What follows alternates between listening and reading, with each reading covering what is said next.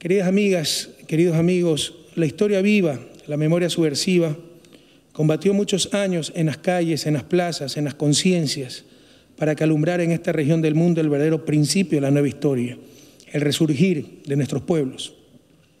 En este verdadero cambio de época, nadie nos perdonará que traicionemos la esperanza. Tenemos que asumir los retos y las oportunidades conforme lo demanda la voluntad de nuestros mandantes. Construyamos un proceso real de integración, conforme la conciben y demandan las ciudadanas, los ciudadanos, las inmensas mayorías, celebrando la memoria y trazando el futuro. Necesitamos una integración, como decía Pepe, como han dicho todos ustedes, una integración que vaya más allá de los esquemas mercantilistas, que responda a una integración total, la integración integral, como solemos llamarla en Ecuador, que tenga como principio y fin al ser humano. Han querido imponernos sociedades de mercado, como que si la sociedad es una mercancía más, ¿verdad? Pero por decisión de nuestros pueblos vamos a la consolidación de sociedades con mercado. El mercado es una realidad económica innegable. Otra cosa es que esa entelequia llamada mercado, la famosa mano invisible, quiere ser el supremo asignador de recursos y de vidas, personas, sociedades enteras.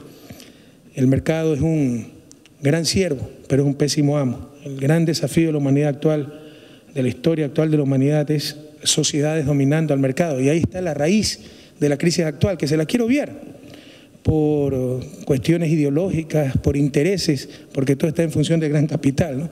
Pero la raíz de la crisis mundial actual es el mercado sometiendo a sociedades y no sociedades dominando al mercado. Busquemos sociedades con mercado, no sociedades de mercado, sociedades productivas y solidarias. Por ejemplo, y solo para ilustrar, es necesario provocar transformaciones que de manera deliberada y efectiva integren a las microempresas, pequeñas empresas y medianas empresas en la creación de riqueza y estados del buen vivir de cada una de nuestras naciones. Un eje transversal en toda política pública, en toda política comercial, en toda política internacional de nuestra región. No quiero imponer visiones externas a la soberanía de cada país, pero creo que todos compartimos esta visión. Un eje transversal debe ser la equidad. Estamos en la región más desigual del mundo. Esto es intolerable. Y cuidado, vamos a una integración con énfasis en lo mercantil, que mejore cifras macroeconómicas, pero beneficiando a los mismos de siempre. Estrategias para romper esos círculos viciosos es, por ejemplo, deliberados programas de apoyo a microempresas, pequeñas empresas, medianas empresas. Según la CEPAL, en 2009 las MIPYMES, las medianas y pequeñas empresas, generaron el 61% de los empleos de América Latina, contribuyeron a la formación del 28% del Producto Interno Bruto y participaron en el 8% del total de las exportaciones. No obstante, los programas destinados a fomentar y fortalecer este tipo de unidades económicas apenas alcanzaron el 0.018% del PIB de América Latina. Ahí se ve la asignación de recursos sociales y regionales traduce la relación de poder. Esto traduce bastante bien la relación de poder que todavía prima en nuestra América Latina. Esta situación de marginalidad que enfrentan las MIPYMES han acentuado las inadecuadas condiciones de empleo que experimentan amplios sectores y segmentos poblacionales de nuestros países. El Mercosur, queridas amigas y amigos, ha dado pasos importantes para su consolidación como un esquema de integración que trasciende los temas meramente comerciales y se preocupa de aspectos fundamentales como el respeto a los derechos humanos, el profundo compromiso con la democracia. Le agradecemos muchísimo a todos ustedes el apoyo ante el intento de golpe de Estado del 30 de septiembre pasado en Ecuador, su promoción, defensa y protección del orden democrático. Y como decía el señor ministro de Relaciones Exteriores de Argentina, también debemos tener una política común en defensa de la soberanía, integridad territorial de nuestros países. Ya no más, en el siglo XXI, rezagos de colonialismo en nuestra América. La integración económica y comercial de América Latina ha dejado de ser una opción de desarrollo. Integración económica, comercial, política y social, añadiría, ha dejado de ser una opción de desarrollo para convertirse en el mayor imperativo que hemos de cumplir si queremos llenar los sueños de nuestros libertadores, pero que en el siglo XXI es una necesidad de supervivencia, una verdadera integración multidimensional para ampliar las capacidades de nuestras naciones.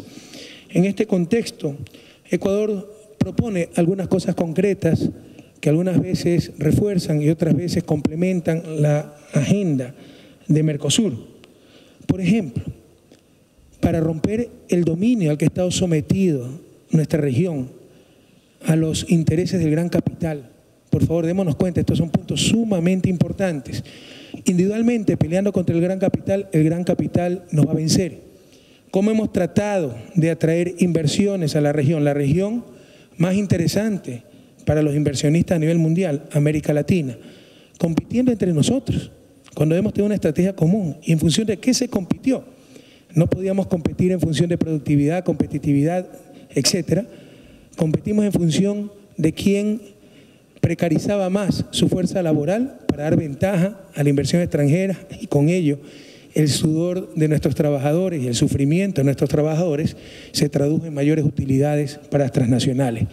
Si seguimos luchando individualmente, no lograremos vencer, seguiremos sometidos a ese gran capital. Si Ecuador solamente trata de imponer una política de salario digno y el resto de la región no lo hace, pues el capital fluirá donde se presentan mayores y mejores condiciones para su rentabilidad, donde más se explota a los trabajadores. Por eso es imperativo a nivel de Mercosur, a nivel de UNASUR, hablar del establecimiento de políticas laborales regionales y básicamente una política regional de salario digno que elimine esta competitividad artificial entre nuestros países sustentada en la explotación de los trabajadores. Pero aquí una idea fuerza que, insisto, es importantísima. Solo juntos lograremos someter al gran capital al interés de nuestras naciones.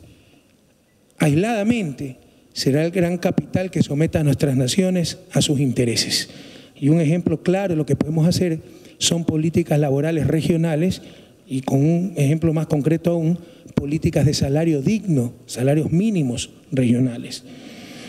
Otro punto para la agenda que Ecuador propone, la coordinación de políticas e instituciones tributarias, entre otras cosas, para poder tener políticas tributarias comunes en la misma lógica que lo anterior y para el intercambio de información que evite la elusión tributaria en nuestros territorios, que limitan las funciones redistributivas de los estados. Otro punto que Ecuador ha enfatizado en todas las instancias integracionistas, CAN, Mercosur, UNASUR, y que realmente, con todo respeto, queridas amigas y amigos, es un absurdo. Por un lado, la región exporta capitales. Hay una serie de trampas, de bombas de tiempo que nos dejan a los diferentes gobiernos para, independientemente de quién gane las elecciones, seguir haciendo lo mismo de siempre. Una de esas trampas son los bancos centrales independientes. ¿Por qué un banco central tiene que ser independiente, autónomo? Por supuesto, autónomo de su pueblo, ¿no? Bastante dependiente de las burocracias internacionales, donde aspiran a pasar sus últimos días todos los sacrificados burócratas de nuestros bancos centrales. En todo caso, ¿por qué tiene que ser autónomo? Es que la política monetaria es técnica, no es política. Bueno, están contradiciendo frontalmente el concepto de política monetaria. Pero asumiendo ese concepto errado, con esa misma lógica hagamos los ministerios de finanzas autónomos, porque la política fiscal también es técnica. No tiene sentido. Es para que, independientemente de quién gane las elecciones, seguir haciendo lo mismo de siempre.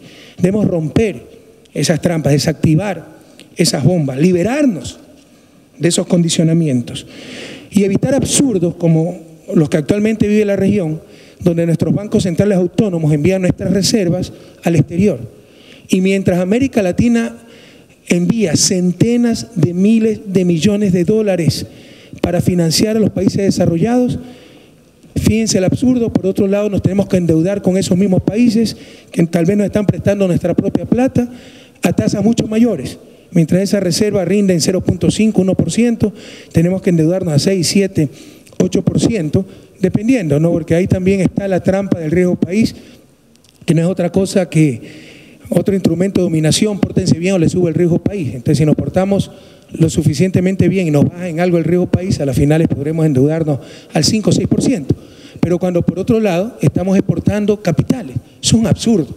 Por eso es un imperativo crear nuestra propia arquitectura financiera regional, liberarnos de la arquitectura financiera internacional tan opresora, los condicionamientos del Fondo Monetario, Banco Mundial, del propio BID. Todavía hay unos rezagos impresionantes de colonialismo, de de sometimiento. Por ejemplo, el Banco Interamericano de Desarrollo, nuestro banco interamericano, ¿verdad?, en su artículo 4 obliga a cualquier país que quiera acceder a un préstamo de libre disponibilidad que el Fondo Monetario venga a revisarle sus cuentas fiscales. O sea, ni siquiera se puede mandar los reportes, tiene que venir una misión del fondo a nuestro Ministerio de Finanzas a revisar las cuentas como muchachos malcriados, como que si somos nosotros los que creamos la crisis mundial y no las recetas fallidas de toda esa burocracia internacional, que luego de experimentar y quebrar países va a un seminario de 3 días en un hotel 5 estrellas a planear el próximo experimento, ¿verdad? A ellos no les cuesta nada experimentar, a nuestros países los quiebran. Ya basta de estas cosas. Además de que tenemos que mancomunadamente realizar una acción a nivel de Banco Interamericano de Desarrollo para acabar con esos anacronismos de que el Fondo Monetario tenga que venir a revisar nuestras cuentas para acceder a un crédito en nuestro propio banco. Debemos ir mucho más lejos, crear nuestra propia arquitectura financiera regional. América Latina tiene las reservas, el ahorro, la liquidez necesaria para ella misma salir del pantano, para financiar su desarrollo, para tener nuestro propio fondo monetario, no me gusta la palabra, pero al menos la última palabra sí es bonita, Fondo Monetario del Sur. Juntando reservas, nosotros mismos podemos tener la garantía, el respaldo para atender crisis de balanza de pagos, para atender crisis fiscales de los diferentes países de la región. América Latina tiene las reservas, la liquidez, el ahorro suficiente para aquello. Pero en lugar de ayudarnos nosotros mismos, lo estamos mandando al extranjero, estamos financiando el desarrollo del extranjero, pero no solo eso, sino que por otro lado prestamos a tasas mucho más altas, lo cual implica no solo traspasar el ahorro, la liquidez necesaria para nuestro desarrollo, sino traspasar riqueza neta, al mandar reservas para que ganen máximo 1% y al mismo tiempo pedir prestado 5, 6, 7, hasta el 8% y más. Tenemos que crear nuestra nueva arquitectura financiera regional. Tenemos ya que aprobar nuestro Banco del Sur, un banco de desarrollo, nuestro Fondo Monetario del Sur. ¿Y por qué no? Como ya hemos empezado entre ciertos países de la región, un sistema de compensación para el comercio internacional, lo que hemos llamado SUCRE, Sistema Único de Compensación Regional. Es decir, en vez de utilizar una moneda extrarregional, el dólar, para nuestros intercambios, con lo cual se traspasa también riqueza al que emite dólares. Si Uruguay le vende a Paraguay una silla que vale $10, Estados Unidos solo por emitir el billete de $10 está captando una silla de Uruguay. Estamos transfiriendo riqueza. Eso se llama el impuesto por señoreaje. Absurdo. Eso significa miles de millones de dólares que traspasa América Latina y todos los países que comercian en dólares al emisor de dicha moneda. Tenemos que ir a un sistema de compensación donde se minimice la necesidad de una moneda extranjera para el intercambio, ¿no? Si Uruguay me vende 100 y yo le vendo 80, Uruguay solo me tiene que compensar con 20 y el resto le cobra a sus importadores para pagarle a sus exportadores y recíprocamente en Ecuador. ¿Y por qué no? Ojalá llegar un día a nuestra propia moneda regional y no transferir riqueza utilizando para nuestros intercambios una moneda extrarregional. Estos son los objetivos de la integración. Esto es lo que José Gervasio Artigas decía, marchar con nuestros propios pies. ¿Por qué necesitamos una moneda extranjera para nuestros intercambios y así transferir riqueza a los países más ricos del mundo? Es absurdo. ¿Por qué no manejamos nuestras propias reservas y con eso respaldamos nuestras propias economías en caso de crisis en lugar de mandarlas a burocracias internacionales, al primer mundo, etcétera, y por otro lado, insisto, pedir prestado a tasas mucho más altas? Creemos que son cosas fundamentales de la nueva integración. Debemos redefinir los instrumentos de nuestras relaciones comerciales, superando el simplismo, lo que hemos llamado en Ecuador el bobo aperturismo de los tratados de libre comercio. Nadie está contra el comercio. La especialización, el intercambio y en consecuencia el comercio mejora eficiencia. Pero ¿cuántos países del mundo se han desarrollado con el bobo aperturismo sin priorizar su propia producción nacional, su empleo? Y aquí caemos en otro error recurrente. Tratar de hacer lo que los países desarrollados hacen ahora, que son los campeones mundiales de competitividad. Les aseguro que si Ecuador fuera el campeón mundial de competitividad, yo también empiezo a promocionar el libre comercio, porque voy a salir ganando el libre comercio. Pero lo que hay que hacer es lo que hicieron esos países desarrollados cuando tenían nuestro nivel de desarrollo relativo.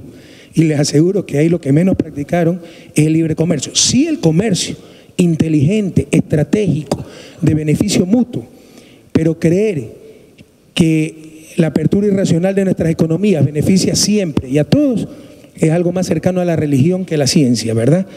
Promocionemos acuerdos de comercio para el desarrollo, que respeten las soberanías nacionales y regionales, que no conculquen el derecho al desarrollo de las políticas públicas vinculadas, que sean respetuosos de los derechos sociales y de la naturaleza, que reconozca un trato especial y diferenciado a favor de los países menos desarrollados, que promuevan la equidad, la complementariedad económica y productiva en una perspectiva de comercio justo. Tenemos también que avanzar en la convergencia de la Comunidad Andina de Naciones, Mercosur, y ambas hacia UNASUR, el nuevo universo integrador. Se avanzó mucho en la integración subregional, tal vez con un fuerte sesgo mercantilista. Hoy tenemos un proceso de integración regional que se llama UNASUR, en múltiples dimensiones, esa integración integral, como mencioné hace un momento. Debe ser nuestro nuevo universo integrador UNASUR, poniendo énfasis en la eliminación de las barreras no arancelarias al comercio, que reconozca realmente las asimetrías, que promueva nuevos actores en el comercio, principalmente pequeños y medianos productores, pero que supere el ámbito mercantil y vaya también a ser una unidad política de cohesión, de articulación de políticas internacionales, política de defensa, etcétera, como ya estamos avanzando en UNASUR. Debemos definir una agenda para negociaciones en bloque, para mejorar nuestro poder de negociación, que viabilice los cambios en las instancias multilaterales, las propias Naciones Unidas, la conformación del Consejo de Seguridad, la propia Organización Mundial de Comercio, nuestra relación con la Unión Europea. Les insisto, aislados nos impondrán las condiciones. En conjunto podemos imponer las condiciones en función de nuestros pueblos. Debemos buscar esa integración energética, ya hablaba Pepe de aquello. América Latina es superavitaria en energía, pero existen países deficitarios dentro de la región. ¿Cómo es posible que solo en el siglo XXI el primer barco de petróleo venezolano, en vez de ir al norte, fuera al sur, Argentina? Solo en el siglo XXI. Eso nos demuestra un poco la falta de visión que hemos tenido hacia nuestra propia región. Ya debemos planificar energéticamente, algo fundamental para el desarrollo, a nivel regional, buscando complementariedades, buscando ser autosustentables, buscando, primero, que nuestros países, los países de la región, países hermanos, no tengan necesidades energéticas antes de exportar excedentes de energía. Debemos buscar políticas sociales comunes, entre ellas seguridad social, pero también política de atención a la salud, particularmente la investigación y producción de medicamentos genéricos, para lo cual hay una importante capacidad instalada en la región. Y no quiero quitarle su valioso tiempo, pero aquí tenemos, esto refleja problemas más de fondo. Por ejemplo, la vigencia de derechos de propiedad de la óptica mercantilista, el conocimiento privatizado y como una mercancía más. Y si se ha hecho un descubrimiento en cómo fabricar nuevas corbatas, no mayor problema, ¿verdad? Pero si se ha hecho descubrimientos en cómo fabricar nuevos medicamentos y por la rentabilidad de la compañía que descubrió ese nuevo medicamento, el no tener los dólares suficientes puede ser la diferencia entre la vida y la muerte, creo que esto plantea un problema ético muy serio.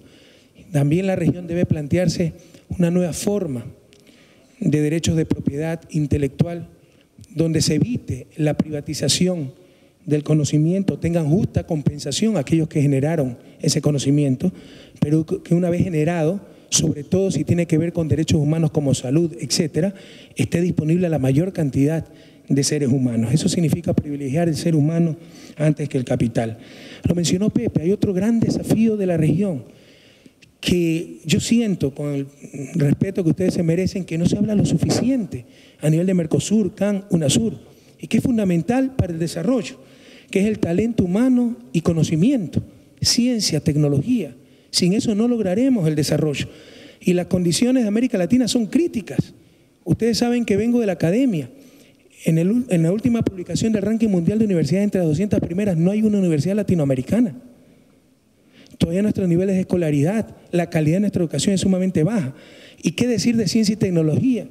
América Latina, pese a sus capacidades, es un productor marginal de ciencia y tecnología. Y compañeros, el conocimiento, el desarrollo de ciencia y tecnología es lo que nos podrá garantizar el buen vivir. Si queremos generalizar a toda la humanidad el estilo de vida de los países desarrollados, que no necesariamente es el paradigma de desarrollo, Necesitaríamos 5 planetas para que la humanidad pueda vivir a ese nivel, al nivel que vive un neoyorquino. ¿Cómo podemos resolver ese dilema? Solo con ciencia y tecnología. Pero América Latina está siendo totalmente marginal a nivel planetario en la generación, insisto, de ciencia y tecnología. Incluso los adelantos científicos y tecnológicos han producido en la historia de la humanidad muchos mayores cambios sociales, políticos, económicos, que cualquier ideología, que cualquier filósofo revolucionario, que cualquier lucha de clase o cualquier individualismo y egoísmo racional. Como muestra tan solo la revolución industrial o finales del siglo XX, la revolución de las comunicaciones, que han transformado realmente las relaciones de producción, las relaciones sociales. Lo que decía Pep, esto incluso nos lleva a plantearnos una nueva forma de democracia. Es que el modelo de Montesquieu, que ya tiene casi 3 siglos, es válido todavía en el siglo XXI, cuando los ciudadanos pueden saber en tiempo real lo que está sucediendo, tienen internet, alternativas de comunicación, pueden votar directamente, etcétera. Tenemos que replantearnos. Los adelantos científicos tecnológicos incluso pueden replantear modelos políticos, que insisto, ya llevan casi 3 siglos y que muy pocos se atreven a hablar de esto. Porque hablar de cambiar el esquema de equilibrio de poderes, etcétera, es que uno quiere ser dictador, autoritario y todas esas cosas que siempre se inventan sobre los gobiernos progresistas, ¿verdad? En todo caso, tenemos que enfatizar la creación de talento humano y conocimiento. Perdonen que le haya quitado algo de tiempo, compañeros, queríamos compartir con ustedes desde Ecuador estas ideas, pero también resaltar algo muy grave que está ocurriendo, que va en coherencia con lo que he mencionado, ¿no? La supremacía del capital, no solo sobre los seres humanos, sobre naciones enteras. Durante la larga y triste noche neoliberal, ¿no?, el coloniaje intelectual nos llevó a situaciones tan absurdas como dotar al capital con más derechos que los países y que los propios seres humanos. Me refiero a estos tratados de protección recíproca de inversiones que proliferaron en esa competencia entre nuestros países por dar más garantía a la inversión, que proliferaron durante los años 90. Si ustedes tienen un caso de atentado a derechos humanos en sus países, para ir a la Corte Interamericana de Derechos Humanos de la OEA, tienen que agotar las instancias judiciales del respectivo país. Con estos tratados, cualquier transnacional puede llevar a un Estado a un arbitraje extrarregional sin ningún requisito previo. ¿Se imaginan la simetría entre los derechos del capital y los derechos humanos? Todo supuestamente para dar seguridad jurídica al capital. ¿Cuándo buscaremos la seguridad jurídica para nuestros estados y nuestros pueblos, verdad? Estos tratados imponen pactos que atentan contra la soberanía de nuestros países, ya que cualquier transnacional, insisto, sin ningún requisito previo, puede llevar a un Estado soberano a un centro de arbitraje. Debemos tener presente que el arbitraje es una privatización de la justicia, a la que los Estados acudimos voluntariamente, entre comillas, con la confianza de que ese método alternativo tiene como único objetivo la solución de controversias. Sin embargo, el arbitraje en ciertos mecanismos como el CIADI, sede en Washington, lejos de ser una forma de solución equitativa a las diferencias, se ha convertido en un negocio jurídico. Así no se trata de impartir justicia o solucionar un conflicto en base a pruebas verdaderas, sino únicamente se trata de proteger al capital transnacional. Esto que voy a mencionar es muy importante para toda la región, pero está viviendo en carne propia países como Argentina, países como Bolivia, y solo en conjunto podremos resolver esta situación. Los árbitros no pueden seguir interpretando las leyes nacionales y la normativa interna de forma errónea, aparte de la realidad social y las normas constitucionales de cada país. Lo que está pasando en estos centros de arbitraje, supuestamente, eufemísticamente, para dar seguridad jurídica, son verdaderos atentados a nuestra soberanía. Por ejemplo, existen un juicio privado de comunidades de la Amazonía hacia la transnacional Chevron, que creo que es la tercera empresa más grande de Estados Unidos, era la anterior Texaco, compañía petrolera. Una demanda multimillonaria por varios miles de millones de dólares por haber contaminado la Amazonía ecuatoriana. ¿Qué es lo que hace Chevron? Además de una campaña de desprestigio total del gobierno y las instituciones ecuatorianas para hacernos pasar poco menos como un país de ladrones, donde ningún juez es competente, etcétera, le puso 3 demandas ante el CIADI y otros organismos de arbitraje al gobierno ecuatoriano, como si el gobierno ecuatoriano tiene la culpa de una demanda de agentes privados. Y los abusos que se han producido son gravísimos. Ecuador ha sufrido una persecución de parte de la petrolera Chevron, insisto, por un juicio absolutamente privado que le impusieron comunidades indígenas en la Amazonía. En retaliación, utilizando estos tratados, Chevron ha impuesto varios procesos de arbitraje contra el Estado ecuatoriano. Uno de ellos, escúchese bien, porque esto es gravísimo, uno de ellos por demora en aplicación de justicia, ya que por la lentitud de nuestro sistema judicial, antes de nuestro gobierno, pero también por incidentes generados por los abogados de la propia empresa. Lamentablemente, abogados ecuatorianos que venden a su propia patria por un mendrugo de pan. Cerca de 7 juicios interpuestos por la empresa demoraron varios lustros en resolverse.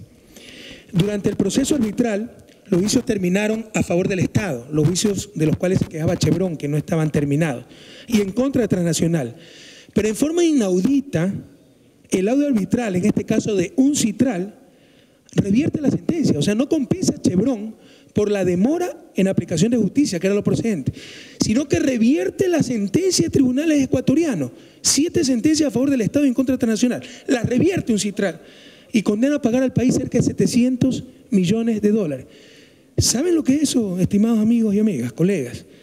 Es decir, se acabó la soberanía de nuestros países, se acabó la tan cacareada seguridad jurídica. Demanda una transnacional ante UNCITRAL, demora en aplicación de justicia. Durante el proceso se dicta sentencia contra Transnacional y lo que hace el árbitro no es compensar por la demora en la justicia, sino revertir los fallos de cortes ecuatorianas. Es gravísimo. Por favor, tomemos medidas al respecto. Más tarde puede ser Argentina, Bolivia, Paraguay, Uruguay, Brasil, cualquiera de ustedes. Estamos solicitando la nulidad de esta monstruosidad, pero ojalá todos entendamos la gravísima situación que está sucediendo. Estos tratados supuestamente establecen obligaciones recíprocas, insisto, entre los países firmantes. Está claro que la seguridad jurídica se estableció solo para las transnacionales y no para nuestros estados, y que los tratados se aplicarán siempre y cuando no perjudiquen los intereses de estas compañías. Tenemos otro caso gravísimo, el caso de la petrolera Oxy, cuyo contrato caducó, se declaró a caducidad, se revirtió el campo al Estado por incumplir la ley ecuatoriana. Se está juzgando en el CIADI no si la petrolera cometió una infracción o no, eso es incuestionable. Se está juzgando la ley, que la sanción es muy fuerte para la pena, como que si la transnacional no conocía la ley ecuatoriana cuando invirtió en el país y cuando incurrió en la respectiva infracción. ¿Saben lo que es eso? Que un tribunal arbitral juzgue las leyes de un país soberano. Teóricamente estos tratados establecen obligaciones recíprocas. Me pregunto yo si Estados Unidos aceptará que se juzguen las leyes de ese país, ¿no?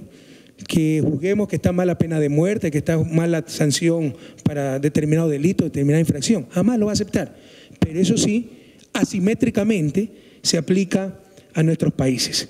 Por eso, esto es una de las prioridades que tenemos que tratar en Mercosur, CAN, UNASUR.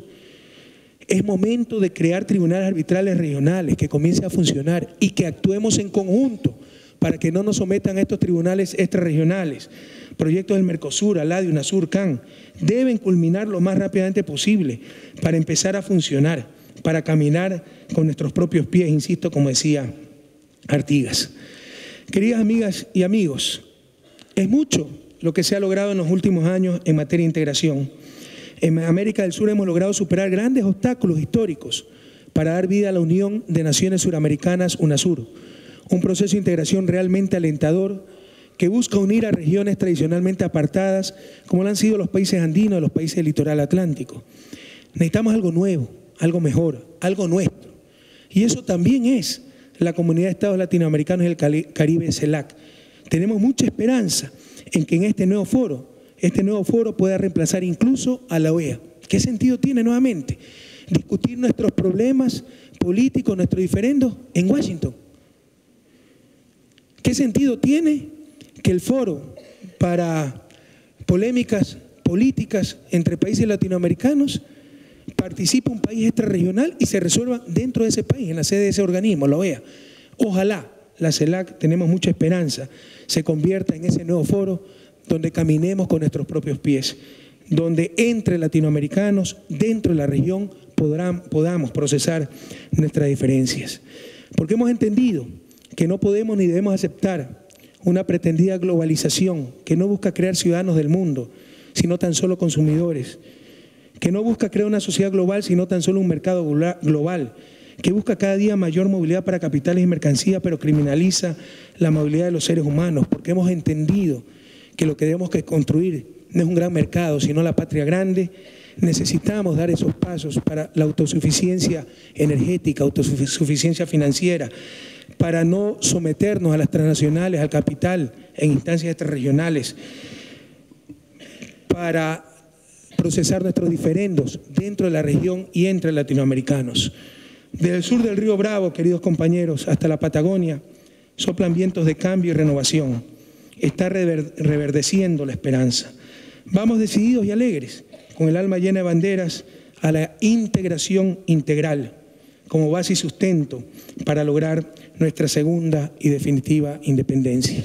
Nuevamente, muchas gracias, querido Fernando, muchas gracias al Paraguay. Un abrazo. Muchas gracias, presidente.